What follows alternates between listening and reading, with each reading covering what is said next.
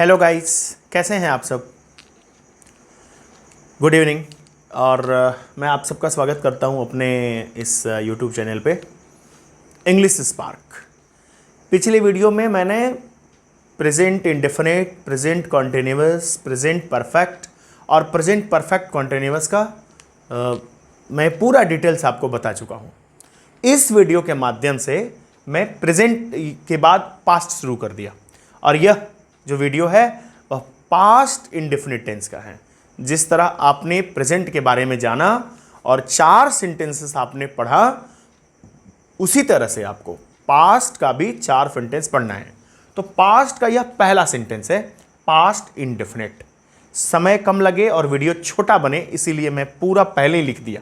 अब मुझे बस सिर्फ बताना है। देखिए, पास्ट इंडेफिनिट टेंस, और आपके लिए मैं यह जो वीडियो बनाया हूं, आप बीच में इसको स्टॉप करके भी पढ़ सकते हैं, देख सकते हैं, नोट कर सकते हैं। और मैं यही सलाह भी दूंगा कि जिन्हें अच्छे से सीखना है वो इसे बीच में स्टॉप करके एक नोट्स तैयार करें, बनाएं। उससे बाद में भी बहुत आसानी होगी और अच्छे से समझ में भी आ जाएगा। आइए, पास्ट इंडेफिनिट टेंस, इसको पहचानने के नियम क्या है। पहचानने के नियम है कि जिस हिंदी वाक्य के क्रिया के अंत में ता था, ती थी, ते थे या ये लगा रहे, उस हिंदी वाक्य को हम पास्ट इंडेफिनिट टेंस का वाक्य कहते हैं। तो पहला देखिए, ये एफर्मेटिव सेंटेंस मैंने स्टार्ट किया। एफर्मेटिव का मतलब होता है स्वीकारात्मक वाक्य। तो स्वीकारात्मक वाक्य हमने प्रारंभ किया। आइए इसको समझते हैं। सेंटेंस है कि वह पटना जाता था। वह पटना जाता था, था लग गया। दूसरा, मैं आम खाता था, था, ती थी, ते थे। कैसे बनाएंगे, क्या रूल है इसका। रूल है सब्जेक्ट प्लस वर्ब का सेकंड फॉर्म। मैंने कहा था वर्ब के टोटल 5 फॉर्म्स होते हैं, आपको ये 5 फॉर्म्स याद करने पड़ेंगे। और मैं एक बार पूरा मैं लिखवा दूंगा, बहुत सारा वर्ब, मैं उसका 1 2 3 4 5 पूरा जो फॉर्म है मैं लिखवा दूंगा, आपको आसानी हो जाएगी।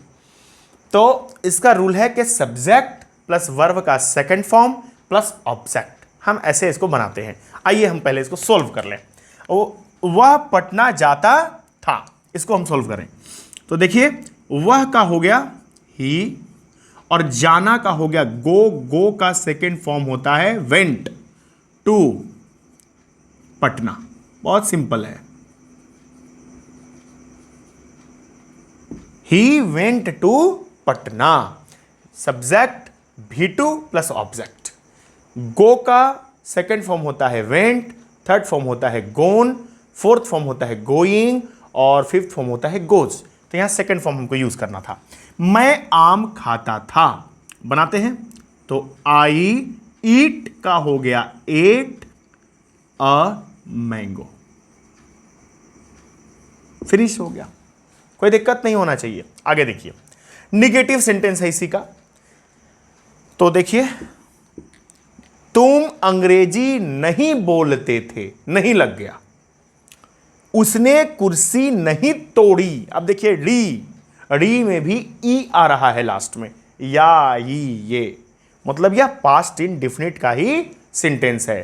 तो तुम अंग्रेजी नहीं बोलते थे, क्या रूल है। सबसे पहले हम लगाएंगे सब्जेक्ट, उसके बाद डिड नॉट, उसके बाद वर्ब का फर्स्ट फॉर्म।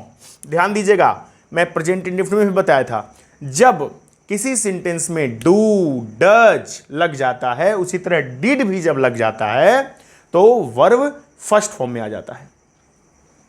किसी सेंटेंस में जब डू लग गया, डज लग गया और डिड लग गया पास्ट इंडेफिनिट का, और वो डू डज हो गया प्रेजेंट इंडेफिनिट का, तो ये सब, अगर ये सब हेल्पिंग वर्ब कहीं लग गए तो वर्ब ऑटोमेटिकली फर्स्ट फॉर्म में आ जाएगा। तो यहां पर भी V1 आ गया, V2 से V1 आ गया, सब में V1 लगेगा जहां डू डज लग गया। तुम अंग्रेजी नहीं बोलते थे। आइए इसको बनाते हैं। सब्जेक्ट हो गया यू, सब के साथ लगेगा डिड नॉट। तो हो गया you did not speak English. बहुत आसानी से आप ट्रांसलेट कर सकते हैं। उसने कुर्सी नहीं तोड़ी, he did not break the chair।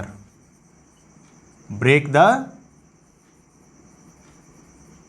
Chair. हो गया सॉल्व। नेक्स्ट देखिए, यस नो इंट्रोगेटिव। यस और नो में इसका हम आंसर चूंकि दे सकते हैं, इसीलिए इसका नाम है यस नो इंट्रोगेटिव। जैसे देखिए, क्या राम झूठ नहीं बोलता था, तो यस या नो इसका आंसर हम दे सकते हैं। क्या तुमने आम खाया, यस या नो, इसीलिए इसका नाम है यस नो इंट्रोगेटिव। आइए बनाते हैं। कैसे बनाएंगे? डिड को हम शुरू में करेंगे। हेल्पिंग वर्ब को शुरू में कर देने से, फर्स्ट में कर देने से सेंटेंस के, वो यस नो इंट्रोगेटिव बन जाता है। तो क्या राम झूठ नहीं बोलता था, इसको आइए सोल्व करते हैं। तो डिड हमको शुरू में लगाना है, पहले इसको मैं बना रहा हूं। तो डिड राम, सबसे पहले क्या लगाना है? डिड, उसके बाद सब्जेक्ट, उसके बाद नॉट, उसके बाद वर्ब का फर्स्ट फॉर्म, उसके बाद ऑब्जेक्ट, उसके बाद इंट्रोगेटिव सिंबल। तो did Ram not speak a lie,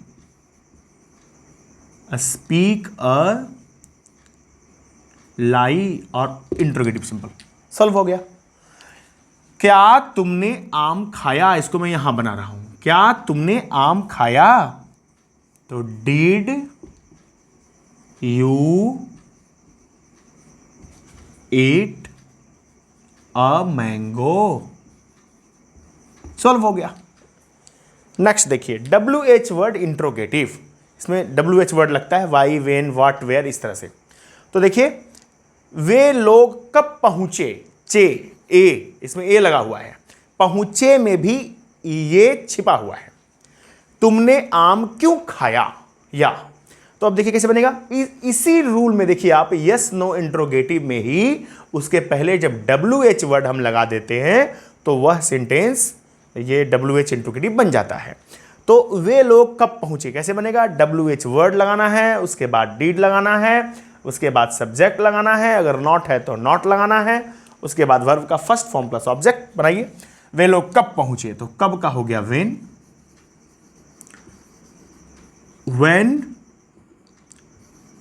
did they, पहुंचना का हो गया रीच और इंट्रोगेटिव सिंबल बन गया। तुमने आम क्यों खाया, तो why did you eat a mango. हो गया। इसी तरह से हम present indefinite, present continuous, present perfect continuous, मतलब पूरा प्रेजेंट समाप्त हुआ। अब ये पास्ट इंडेफिनिट भी इस वीडियो में समाप्त हो गया। मैंने आज पास्ट इंडेफिनिट स्टार्ट कर दिया है, ये समाप्त हो गया, मतलब पास्ट स्टार्ट कर दिया। इसके बाद अब past continuous, past perfect continuous, उसके बाद फिर फ्यूचर। ये कुछ 2-3 दिनों में ये पूरा समाप्त हो जाएगा। Thank you very much.